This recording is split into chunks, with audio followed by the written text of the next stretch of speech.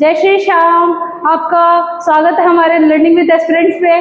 तो जैसे कि हम इंडस वैली सिविलाइजेशन की सीरीज में हम चल रहे थे, तो आज हम उसी में एक नया टॉपिक पढ़ेंगे, आर्ट एंड क्राफ्ट के बारे में। तो ये पढ़ेंगे कि उस जमाने में आर्ट एंड क्राफ्ट कैसे होता था। ठीक है, तो जो आर्ट एंड क्राफ्ट था वो बहुत ज़्यादा स्पेसिफिक, बहुत इंपॉर्टेंट माना जाता है। ठीक है, उसमें हमें बहुत सारे इन्वेंशंस के बारे में पता चला है और वहाँ से बहुत सारी हमें चीज़ें मिली है, उसके बारे में पता चला है। तो आज हम वो पढ़ेंगे।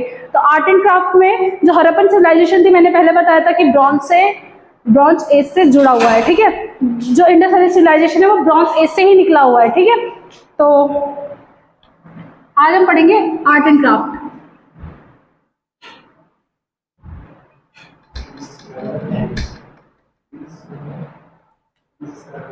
हड़प्पन सिविलाइजेशन जो है वो किससे बिलोंग करती है?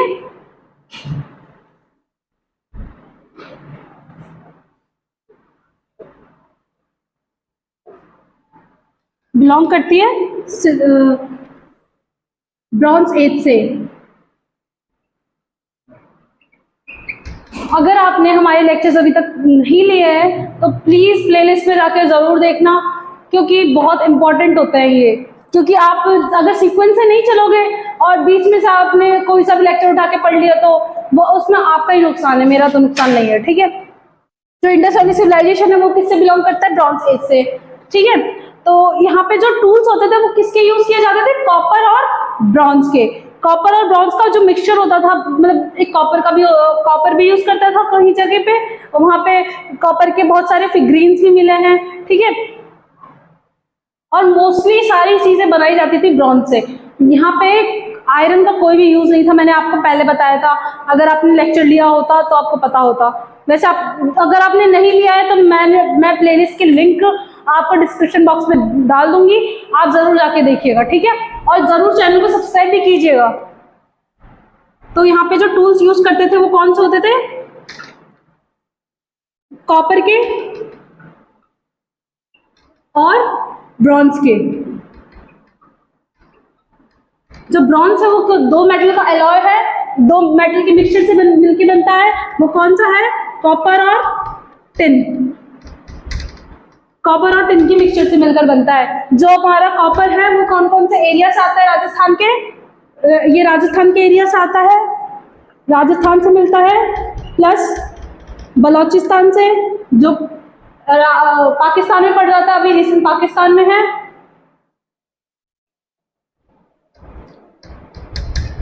बलोचिस्तान और खेतड़ी से। उस जमाने में इस जगह से आपका कॉपर का प्रोडक्शन होता था। और टिन आपको मिलता है अफगानिस्तान से।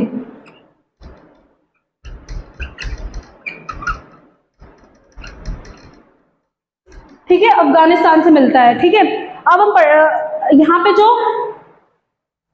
पे जो ऑर्नामेंट्स होते थे, मतलब यहाँ पे लोग बाग है ना, ऑर्नामेंट्स बहुत ज्यादा पहनते थे।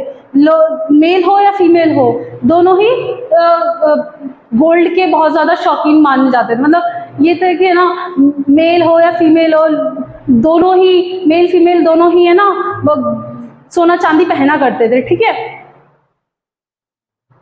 सो they are fond of gold ornaments. ठीक है,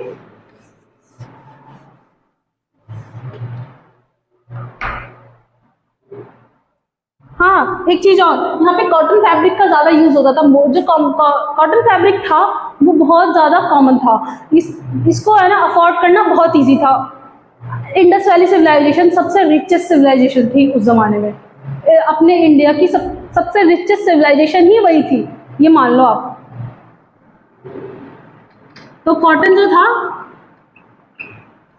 कॉटन फैब्रिक वो कॉमन था, और वुलन क्लोथ्स का भी यूज था वहां पे।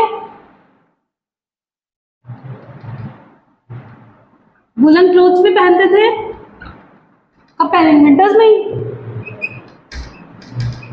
और ये लोग they are very fond of gold ornaments. Gold ornaments बहुत ज्यादा पहनते थे, चाहे मेल हो फीमेल हो, इन दोनों को ही गोल्ड ऑर्नामेंट्स का बहुत शौक था। सोना सबसे ज़्यादा यूज़ होता था वहाँ पे ऑर्नामेंट्स में। एज लोग जो जेंट्स थे वो पहनते थे, क्या पहनते थे वो लोग, ईयरिंग्स पहनते थे, नेकलेसेस पहनते थे, कड़ास पहनते थे, और भी बहुत सारी चीज़ें हो जाती है।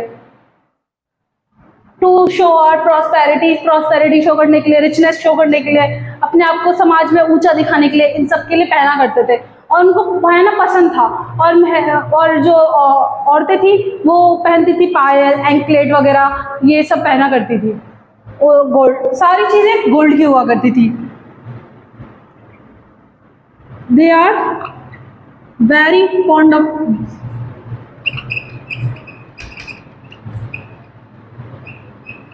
ऑर्नामेंट्स, इन्हें पहनना पसंद था। क्या पहनना पसंद था?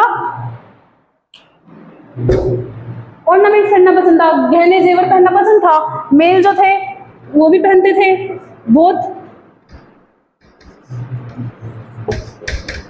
Both male and female.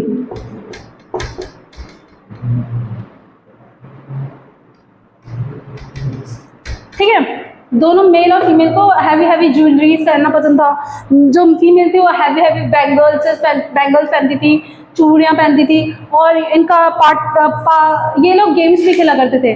Games में ये इनका सबसे पास टाइम गेम हुआ करता था। टाइम को पास करने के लिए गेम खेला करते थे, ग्लैमलिंग करा करते थे वो लोग, और ये लोग चेस डाइस गेम भी खेला करते थे। तो ये कौन कौन से गेम प्ले करा करते थे? प्लेड डाइस गेम, और इनका और ऐसे कहते हैं ना, चौगान टाइप का गेम होता था एक, तो वो खेला करते थे। और the favourite pastime game was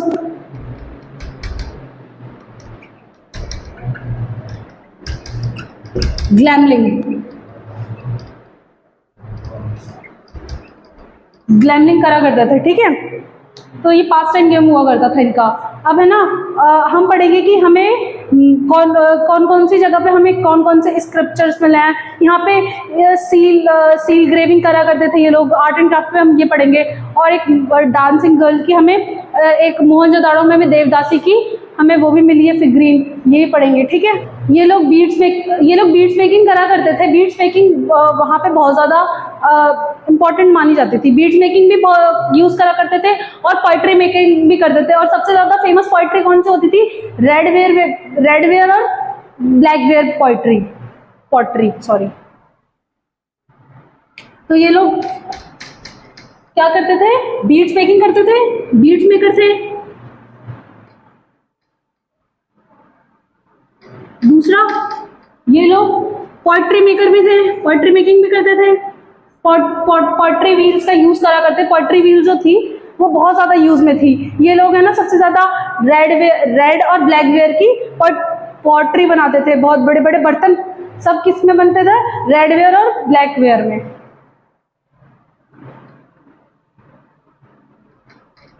potter's wheel वर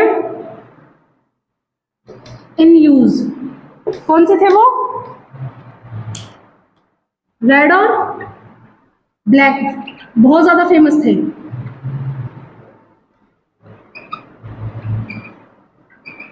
ये ब्लैक और रेड दोनों बहुत फेमस थे। ठीक है, अब हम पढ़ेंगे कि मैंने बताया था कि ये लोग सील ग्रेविंग करते थे। तो ये सबसे ज्यादा एक बहुत बड़ा नोबलिस्टिक आर्किटेक्ट अचीवमेंट था। ठीक है,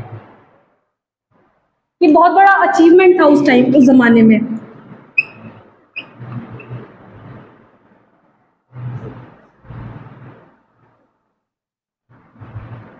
नोबल आर्टिस्टिक अचीवमेंट था ये एक तरीके से हमारे लिए। अचीवमेंट था सील ग्रेविंग। ये लोग खुदाई करते थे किस पे? जैसे पत्थर है, पत्थर के ऊपर खुदाई करना सीख गए थे ये लोग। पत्थर के ऊपर खुदाई करके एक मतलब सील बनाते थे। मतलब जैसे सील है उसके ऊपर खुदाई कर देते। और खुदाई और उसमें किस चीज़ों का मतलब प्रेजेंटेशन होता था? उसमें प्रेजेंटेशन होता था बुल का, राइनो का और एलिफेंट का, उसके ऊपर ग्रेविंग करा करते थे जानवरों की। सील ग्रेविंग का वो बहुत ज़्यादा अचीवमेंट ये माना जाता है। इसके एविडेंसेस हमें अभी मिल चुके हैं इसके, तभी तो हम इसके बारे में पढ़ रहे हैं। सील ग्रेविंग करना सीख गए थे। सील ग्रेविंग, और इसमें ये किसके इंस्क्रिप्शंस बनाते थे, किसकी खुदाई करते थे ये लोग। इसमें ये जो किसका डिपिक्टमेंट करते थे ये लोग, बुल का, राइनो का और एलिफेंट्स का। ये तो इंपॉर्टेंट है, ठीक है। मतलब सारे एनिमल्स, स्पेशली एनिमल्स ही डिपिक्ट करा करते थे, है ना। कोई भी नोबल कैरेक्टर कोई भी डिपिक्ट नहीं होता था। मतलब यहाँ पे ज़्यादा इंपॉर्टेंस किसको दी जाती थी, एनिमल्स को दी जाती थी। मतलब ये एज अ, हम जब रिलीजियस लाइफ पढ़ेंगे तो हमें पता चलेगा कि ये लोग बुल की पूजा करा करते थे, एलिफेंट्स की पूजा करा करते थे, ठीक है। तो ये आगे वाले लेक्चर्स में होगा। फिर इसके बाद आता है हमें कुछ फिगरीन्स मिले हैं। फिगरीन्स मतलब कुछ हमें है ना एक्सकेवेशन करते टाइम हमें है ना कुछ इम्पॉर्टेंट मूर्तियाँ मिली है। जैसे देवदासी एक मोहनजोदाड़ो में उसका नाम है देवदासी, पर एक डांसिंग गर्ल की फिगरीन मिली है जो हमें कहाँ पे मिली है, मोहनजोदाड़ो में। और वो सबसे ज़्यादा नोबलिस्टिक अचीवमेंट, मतलब एक बहुत बड़ी अचीवमेंट मान लो हमने उस ज़माने में। वो पूरी ब्रॉन्ज की थी। मैंने कहा था ना कि यहाँ पे आयरन का यूज ही नहीं किया गया था। आयरन तो इंडस वैली सिविलाइजेशन में दूर दूर तक नहीं था, आयरन का तो कुछ रोल ही नहीं था यहाँ पे। तो सब चीज़ ब्रॉन्ज में ही बनाई जाती थी। तो हमें सबसे इम्पोर्टेंट फिगरीन जो है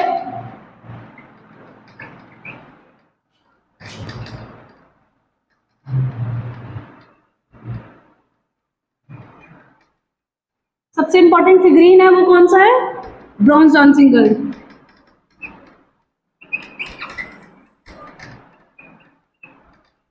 ब्रॉन्ज डांसिंग गर्ल है और इसका नाम क्या, इसको देवदासी भी कहा जाता है।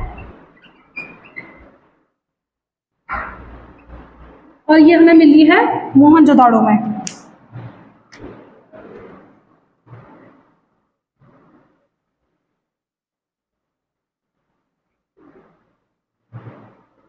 ये मोहनजोदाड़ो में मिली है, ठीक है।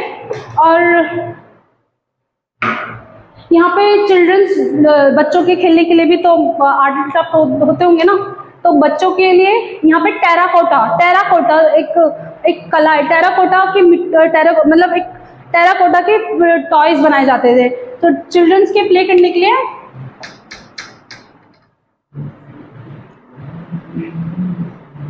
For children's play